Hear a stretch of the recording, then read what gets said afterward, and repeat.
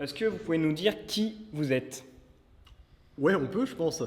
Alors du coup, moi je m'appelle Louis Rivière, j'ai 21 ans, je suis en master 1 à l'Institut Marc Perrault. Ah, ça se passe bien et depuis tout récemment, je suis en train de m'associer avec Jérémy qui est à ma droite. Moi, je m'appelle Bonioni Jérémy, j'ai 24 ans. Je suis avec Loulou en Master 1 Manager et Entreprendre. Et je suis actuellement en train de monter ma boîte qui s'appelle Synchrome. Ouais. Ouais. Tu... Vas-y, à toi l'honneur. Ok. Alors le tout début, la genèse du projet, ça a commencé dans un cours à l'Institut Marc Perrault. Donc on avait 2 semaines pour créer un site d'e-commerce. On a commencé à travailler sur Synchrome. L'idée a bien pris, ça a généré un peu de traction là, sur Facebook, sur les réseaux sociaux. Alors, on a continué le projet Ouais. et on est allé en incubateur en Suède. On a commencé un peu à développer l'idée. Ça n'a pas pris autant qu'on le voulait, l'idée est un peu retournée dans les cartons. Ouais, complètement. Et puis du coup, on a reboosté un peu l'idée avec la Startup Weekend de Lyon qui a eu lieu en novembre, le 20-21 novembre. Et là, il y a eu un grand succès autour du projet. On est arrivé premier du week-end, coup de cœur du jury. Et là, ça nous a reboosté. On a gagné pas mal de choses qui nous ont permis d'accélérer le développement, bien sûr. Bien sûr. Alors, Synchrome, je te laisse, je sais que ça te fait plaisir. Ok. Allez, vas-y. Bon alors, Synchrome, donc déjà la vision et la mission de notre entreprise, c'est réinventer et rendre plus intelligents les espaces de vie de demain. Toute modestie, toute modestie. Pour répondre à cette mission, on a inventé un premier produit qui s'appelle donc Woody. Ce produit permettra de connecter n'importe quel smartphone à un réseau Internet en un seul geste. Tout simplement, vous passerez votre smartphone sur notre objet qui s'appelle Woody et il vous connectera automatiquement au réseau Wi-Fi local sans rentrer le mot de passe. Toujours aussi sécurisé, mais on enlève l'étape où vous, utilisateur final, vous rentrez le mot de passe. Voilà. Beaucoup de choses, énormément de choses. La première, c'est la liberté, c'est ce que tout le monde dit. C'est pas la liberté de se dire ouais, je fais ce que je veux quand je veux, c'est de se dire je fais et je respecte les règles que je me suis moi-même fixées. C'est de se dire voilà, je sais que j'ai des choses à faire, c'est chiant, ça me saoule, mais je l'ai décidé de base, moi tout seul, on a mon âme et conscience, donc je vais le faire. Et c'est l'idée de se dire je suis hyper polyvalent, je touche à tout, je rencontre un maximum de gens, je peux faire un maximum de choses différentes dans la journée, et ça c'est juste incroyable. Comme le dit Loulou, c'est vrai que l'entrepreneuriat, ce qui est vraiment excellent, c'est que chaque jour, on découvre des nouvelles choses. Voilà, que ce soit sur la propriété intellectuelle, hier, on était en production pour produire un de nos produits, Woody. Voilà, on a appris à utiliser une commande numérique, ce qu'on ne savait absolument pas faire. On a appris à manier le logiciel, à monter la machine. Voilà, l'entrepreneuriat, c'est ça. C'est chaque jour, tu apprends des nouvelles choses et au final, tu es polyvalent, tu sais tout faire. Et des choses concrètes. Ouais, et des choses concrètes. C'est de l'action, de l'opérationnel. Donc ça, vraiment, c'est quelque chose qui, de base, me séduit. Ouais. Et c'est aussi le goût du risque. Je pense que quand on a envie d'entreprendre, quelque chose qu'on doit savoir, c'est que chaque jour, on va prendre des vagues dans la gueule et il faut les encaisser. Mais voilà, c'est le risque. C'est le risque, mais derrière, la victoire est énorme. Plus il y a de vagues, plus il y a de tif, en fait. Ouais, c'est vrai. Oui, beaucoup. À titre, moi c'est personnel, mais quand on est étudiant, on a la chance de pas forcément avoir de famille, de loyer à payer, des enfants. Enfin, on n'a pas de cadre de vie qui nous impose de ramener un salaire fixe tous les mois.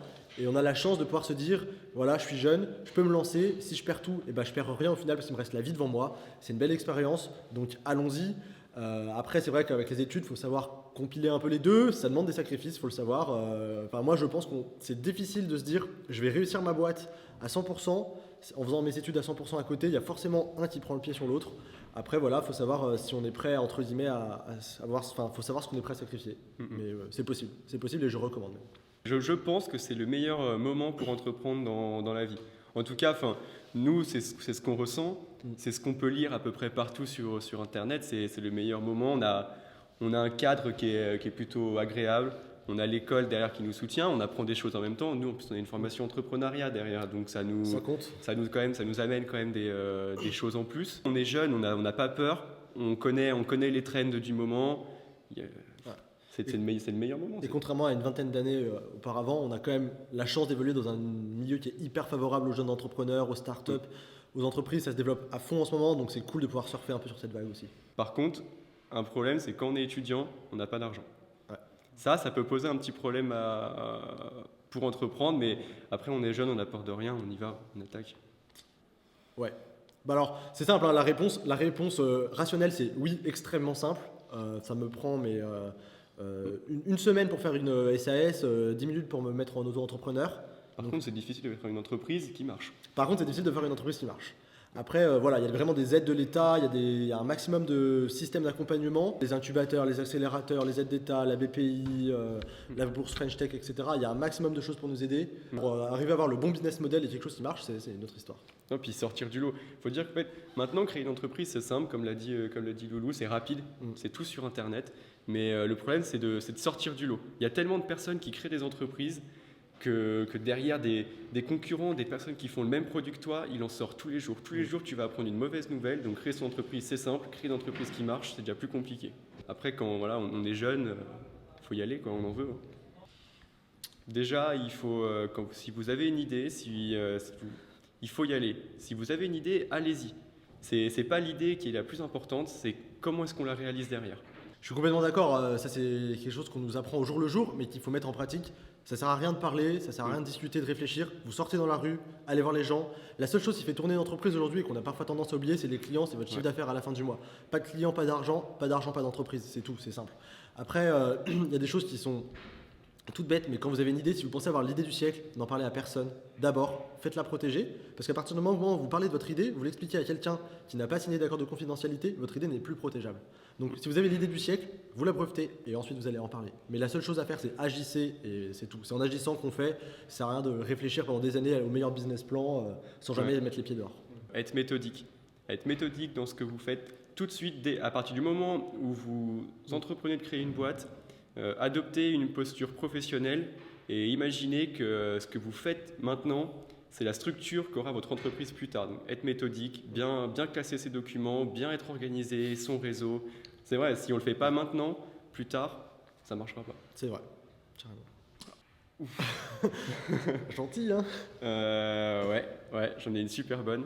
Quand on était dans l'incubateur en Suède, le premier jour, on nous a demandé de nous présenter. Et Loulou a dit dans son anglais bien à lui qu'on dormait ensemble dans la même chambre. Il a dit we slept together, et ça veut dire qu'on couche ensemble. Voilà, devant tout le monde. Donc du coup, c'est vrai que c'était un peu gênant. On était devant 50 personnes qu'on ne connaissait pas et ils ont un peu pas compris. Enfin, ils ont compris, mais pas ce qu'on avait envie qu'ils comprennent. Donc du coup, après, pendant 3 mois, ils ont cru qu'on était gays. Ce qui n'était pas le cas. C'était gênant. Ouais, grave. D'accord, merci. Bon, Louis, t'as le droit de te venger. Vas-y, donne-nous une anecdote sur Jérémy. Alors j'avoue que des anecdotes, j'en ai plein, mais qui pourraient être racontées. Je ne sais pas. Des pas trop trash. Des pas trop trash, non. Ouais, non, mais bon, là j'avoue que j'ai pas envie de bitcher. Comme ça, c'est pas cool. On va regarder ça dans la sphère du privé. D'accord. Mais bon, faut savoir qu'il y a des photos de lui qui tournent sur mon disque dur qui peuvent complètement être distribuées à n'importe qui s'il y a besoin. Il n'y a aucun problème. J'essaie de lui racheter tous les jours. Voilà. Et merci à vous deux. Merci à vous. Merci à vous.